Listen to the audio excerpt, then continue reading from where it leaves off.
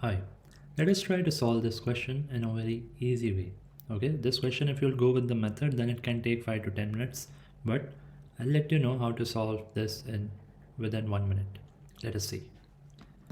So the first thing we should do is just observe that some power of 2 plus some power of 2 plus some power of 2 is equal to 148. Okay, so 148 is a big number. I'll just write down quickly some powers of 2, like 2 to the power 7 is 128. 2 to the power 4 is 16, and 2 to the power 2 is 4, then 2 to the power 5 is 32, 64 may not be required, 2 to the power 6 is 64, okay, it may not be required. So from here you need to see such three numbers whose sum is 148. That's what we are trying to do. Okay, so 16 plus 4 is 20, 20 plus 128 is 148, and we are done. Okay, anything can be xyz, it doesn't matter, but if it is said that xyz are in the order increasing or decreasing, then you can write accordingly.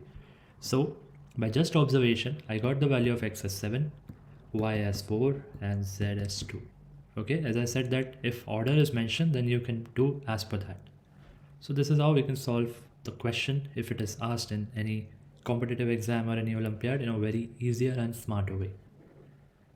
If you like such type of questions and if you want more videos on such type of questions, you can subscribe to this channel and you can also share it with your friends. See you in the next video.